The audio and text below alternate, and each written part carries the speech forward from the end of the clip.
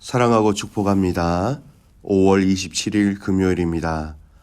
오늘도 우리 예수님의 제자로서 순종하며 감사하며 살아가는 복된 날이 되시기를 간절히 소원합니다. 오늘 말씀은 하나님이 침묵하실 때라는 제목으로 말씀을 나누고자 합니다. 오늘 말씀은 사무엘상 13장 1절에서 23절까지의 말씀입니다. 말씀 봉독합니다. 사울이 왕이 될 때에 40세라 그가 이스라엘을 다스린 지 2년에 이스라엘 사람 3,000명을 택하여 그 중에서 2,000명은 자기와 함께 믹마스와 베델산에 있게 하고 1,000명은 요나단과 함께 베냐민 기브아에 있게 하고 남은 백성은 각기 장막으로 보내니라. 요나단이 게바에 있는 블레셋 사람의 수비대를 치매 블레셋 사람이 이를 들은지라. 사울이 온 땅에 나팔을 불어 이르되 히브리 사람들은 들으라 하니 온 이스라엘이 사울이 블레셋 사람들의 수비대를 친 것과 이스라엘이 블레셋 사람들의 미움을 받게 되었다 함을 듣고 그 백성이 길갈로 모여 사울을 따르니라. 블레셋 사람들이 이스라엘과 싸우려고 모였는데 병거가 3만이요 마병이 6,000명이요 백성은 해변의 모래와 같이 많더라. 그들이 올라와 베다웬 동쪽 믹마스에 진침해 이스라엘 사람들이 위급함을 보고 절박하여 굴과 수풀과 바위 틈과 은밀한 곳에 웅덩이에 숨으며 어떤 히브리 사람들은 요단을 건너 각각 길라 땅으로 가되 사울은 아직 길갈에 있고 그를 따른 모든 백성은 떨더라. 사울은 사무엘이 정한 기한대로 이래 동안을 기다렸으나 사무엘이 길갈로 오지 아니하매 백성이 사울에게서 흩어지는지라. 사울이 이르되 번제와 화목 제물을 이리로 가져오라 하여 번제를 드렸더니 번제 드리기를 마치자 사무엘이 온지라. 사울이 나가 맞으며 문안하매 사무엘이 이르되 왕이 행하신 것이 무엇이냐 하니 사울이 이르되 백성은 내게서 흩어지고 당신은 정한 날 안에 오지 아니하고 블레셋 사람들은 믹마스에 모였음을 내가 보았으므로 이에 내가 이르기를 블레셋 사람들이 나를 치러 길갈로 내려오겠거늘 내가 여호와께 은혜를 간구하지 못하였다 하고 부득이하여 번제를 드렸나이다 하니라. 사무엘이 사울에게 이르되 왕이 망령되이 행하였도다. 왕의 하나님 여호와께서 왕에게 내리신 명령을 지키지 아니하였도다. 그리하였더라면 여호와께서 이스라엘 위에 왕의 나라를 영원히 세우셨을 것이거늘 지금은 왕의 나라가 길지 못할 것이라. 여호와께서 왕에게 명령하신 바를 왕이 지키지 아니하였으므로 여호와께서 그의 마음에 맞는 사람을 구하여 여호와께서 그를 그의 백성의 지도자로 삼으셨느니라 하고 사무엘이 일어나 길갈에서 떠나 베냐민 기브아로 올라가니라. 사울이 자기와 함께 한 백성의 수를 세어보니 600명 가량이라. 사울과 그의 아들 요나단과 그들과 함께 한 백성은 베냐민 게바에 있고 블레셋 사람들은 믹마스에 진쳤더니 노략군들이 세대로 블레셋 사람들의 진영에서 나와서 한 대는 오브라 길을 따라서 수알 땅에 이르렀고 한 대는 베로든 길로 향하였고 한 대는 광야 쪽으로 스보임 골짜기가 내려다 보이는 지역 길로 향하였더라. 그때에 이스라엘 온 땅에 철공이 없었으므로 이는 블레셋 사람들이 말하기를 히브리 사람이 칼이나 창을 만들까 두렵다 하였음이라. 온 이스라엘 사람들이 각기 보습이나 삽이나 도끼나 괭이를 버리려면 블레셋 사람들에게로 내려갔었는데 곧 그들은 괭이나 삽이나 쇠스랑이나 도끼나 쇠 채찍이 무딜 때에 그리하였으므로 싸우는 날에 사울과 요나단과 함께한 백성의 손에는 칼이나 창이 없고 오직 사울과 그의 아들 요나단에게만 있었더라. 블레셋 사람의 부대가 나와서 믹마스 어귀에 이르렀더라. 아멘. 오늘 말씀 제목은 하나님이 침묵하실 때입니다. 오늘 말씀은요. 사울의 인생 가운데 일어나서는 안 돼, 또 잊지 말아야 할 사건이 생긴 그 내용입니다. 블레셋과의 전쟁 가운데 이스라엘 사람들이 두려움에 떨고 있었습니다. 전쟁에 임한 백성들의 사기는 다 없어져 버렸고 굴과 수풀과 바위 틈과 은밀한 곳과 웅덩이에 숨으며 또 도망가며 살 길을 도모하고 있었던 것이죠. 왕으로서 백성들의 마음을 붙잡고 전쟁에 임해야 했기 때문에 무엇이라도 해야 할 상황이었습니다. 그만큼 상황과 환경이 절박했다라는 것이죠. 그리고 사무엘이 오기로 한 날이 지나도 사무엘 선지자가 오지 않자 사울의 마음은 초조해지기 시작하였던 것이죠. 사무엘이 오면 그를 통하여 하나님께 도움을 구하고자 하였던 것이죠. 그러나 사무엘이 더디오자 사울은 제사장만 드릴 수 있는 번제를 그가 스스로 함으로 인하여서 하나님 앞에 큰 죄를 짓게 되었던 것입니다. 사울 왕은 하나님이 침묵하실 때 그는 상황과 환경에 쫓기어 그가 할 수 없는 또 하지 말아야 할 도저히 상상할 수 없는 일을 하게 되었다라는 것입니다. 여러분, 상황과 정황은 인간적으로 생각하면 충분히 이해할 수 있습니다. 백성들이 흩어지지 않도록 백성이 용기를 가질 수 있도록 뭔가 구심점을 가지기 위하여서 무언가는 해야 했지요. 하지만 그는 해서는 안 될 인간적인 생각과 판단으로 스스로 번제를 드리게 되었던 것입니다. 오늘 저와 여러분은 이러한 경우를 경험할 때가 있습니다.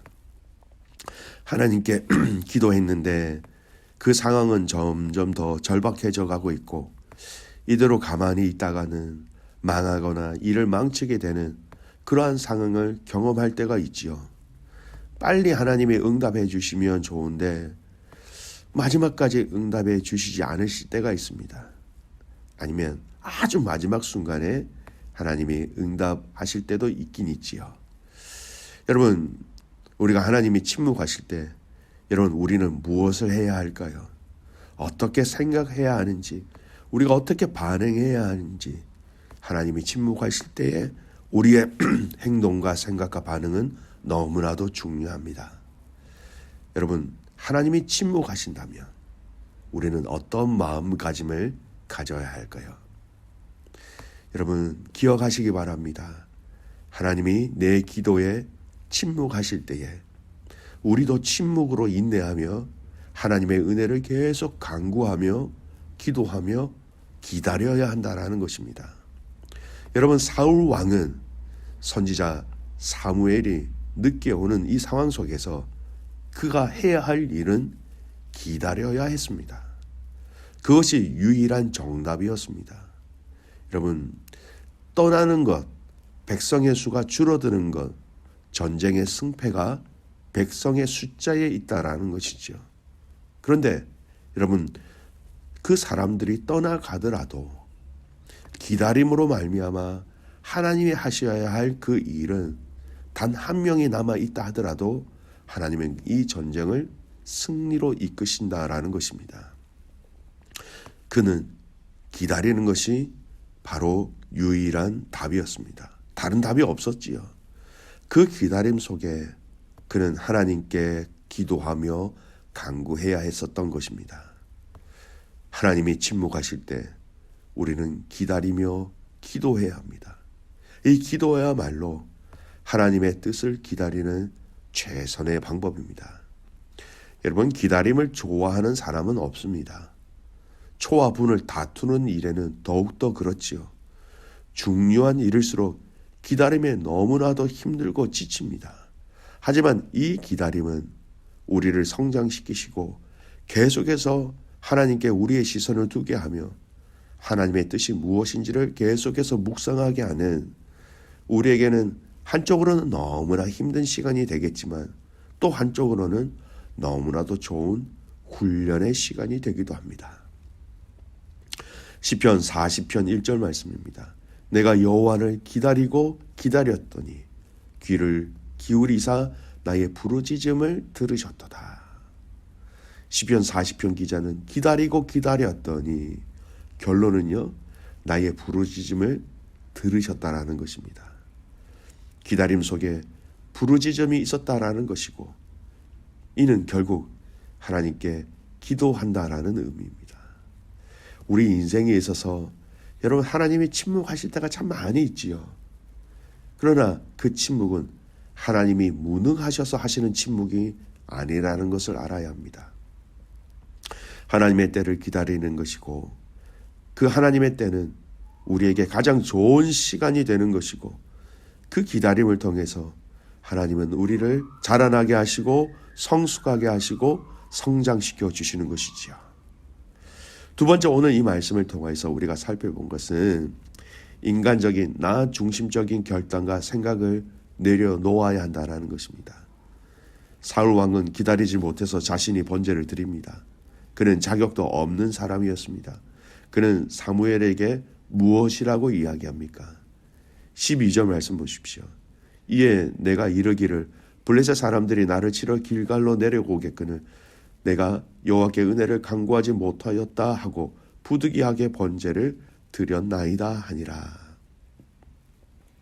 부득이하며 내가 하면 안 되는 줄 알았지만 어쩔 수 없이 부득이하여 이 번제를 드렸다라는 것입니다. 여러분, 하나님이 침묵하실 때 우리의 인간적인 생각 어쩔 수 없었습니다라는 생각의 결론이 여러분 하나님의 뜻이 아닐 때가 너무나 많이 있습니다. 아브람과 사레의 이야기를 생각해 보십시오. 하나님이 아브람에게 아들을 주겠다라고 약속하셨습니다. 엘리에셀을 상속자로 삼겠다고 하나님 앞에 하소연했을 때 하나님은 아브람에게 후사를 주시겠다라고 분명히 약속하셨지요. 그리고 아브람을 밖으로 끌고 나가 셀 수 없을 만큼의 그 자손들을 주시겠다라고 말씀하시면서 하늘의 별들을 보여주셨습니다. 하지만 10년을 기다렸는데도 아무 소식이 없었습니다. 사레가 아이를 수태하기가 불가능한 나이가 되자 그 당시 시대적 관습에 따라 남편 아브람에게 그녀의 여정을 첩으로 주어 후사를 보게 했습니다. 하나님의 약속을 기다리지 못하고 인간의 생각과 방법을 따라 여종 하갈로 하여금 아브람과 동침하게 하여 육체의 자식을 생산한 것이었지요. 아들을 못 낳은 여인의 서름과 한이 얼마나 큰지 감안하더라도 그 결정은 잘못된 것임은 분명하였습니다. 그 결과 하갈이 육체의 자식 이스마엘을 잉태하게 되었고, 그때가 아브람의 나이 85세였고 가나안 땅에 거주한 지 10년이 되었을 때입니다. 사람이 마음이 급하면 실수도 많이 하고 어리석은 일을 저지르게 되는 경우도 많지요. 하나님의 약속을 기다리지 않고 인간의 생각을 따랐던 사레는 자신의 잘못을 곧 깨닫게 되었습니다. 여종이 임신한 후부터 사레를 멸시하기 시작하여 사레는 마음에 심한 고통을 받게 된 것이지요. 사레가 자신의 고통을 아브람에게 전가하자 아브람은 사라에게 여종 하갈을 마음대로 학대하게 허락하여 하갈을 내쫓게 되었습니다. 하나님은 그 후로부터 무려 13년 동안 침묵하셨다가 아브람의 나이 99세 때에 마침내 약속대로 아들 이삭을 주셨다라는 것이지요. 여러분, 하나님이 침묵하실 때 여러분 우리도 기다려야 합니다. 그리고 침묵해야 합니다. 그리고 그 시간에 우리는 기도하며 기다릴 수 있어야 합니다. 주님의 그 시간에 주 뜻이 이루어지기를 기다리며 기도하는 것. 그러면 하나님의 일하심은 그 모든 상황과 환경들을 통하여 하나님의 때에 하나님의 방법으로 그 일들이 이루어지고 또 이루어지는 그 일은 부작용이 없고 하나님의 선하심을 우리가 맛보게 된다라는 것입니다. 사랑하는 귀한 믿음의 가족 여러분, 우리가 인생을 살아가면서 하나님의 답을 기다릴 때가 있지요. 침묵하실 때가 있습니다. 낙심하지 마십시오. 하나님은 여전히 일하고 계십니다. 우리가 해야 될 것은 우리도 침묵하며 우리도 기다리며 그 기다림 가운데 기도로 하나님 앞에 간구하는 것이 우리의 자세임을 여러분 잊지 마시기 바랍니다. 여러분, 여러분의 기도 제목 가운데 하나님의 응답을 기다리고 있는 기도의 제목들이 무엇이 있습니까? 여전히 이 기도 제목 가운데 하나님의 침묵하고 계시는 기도의 제목들이 틀림없이 있지요. 낙심하지 마십시오. 하나님은 여전히 일하고 계십니다. 그리고 하나님의 때에 하나님의 역사가 이루어질 것입니다. 이 믿음으로 승리하는 믿음의 가족들 되시기를 주님의 이름으로 축복합니다. 아멘. 기도하겠습니다. 살아계신 아버지 하나님, 사울이 하나님의 때를 기다리지 못하여 그가 교만하여 인간적인 생각으로 그가 번제를 드렸다라는 것, 하나님 오늘 이 말씀을 통하여 우리에게 분명히 말씀하시는 주님의 메시지를 듣습니다. 하나님 침묵하실 때 우리 낙심하지 않게 하옵시고 우리도 침묵하며 하나님 앞에 기도하며 하나님의 때를 기다릴 수 있는 믿음의 가족들 되게 하여 주시옵소서. 사랑하는 믿음의 가족들 가운데 주님 응답을 듣기 위하여 기다리고 있는 많은 성도들이 있습니다. 속히 응답하여 주시고 그 응답이 늦어지고 침묵이 늦어질 때에 낙심하지 아니하고 하나님께서 행하실 그 일들을 기대하며 또 기도하며 승리하며 살아가는 모든 성도들 되게 하옵소서. 그렇게 가실 그 주님을 신뢰하며 살아서 역사하시는 예수님의 이름으로 감사하며 기도드리옵나이다. 아멘.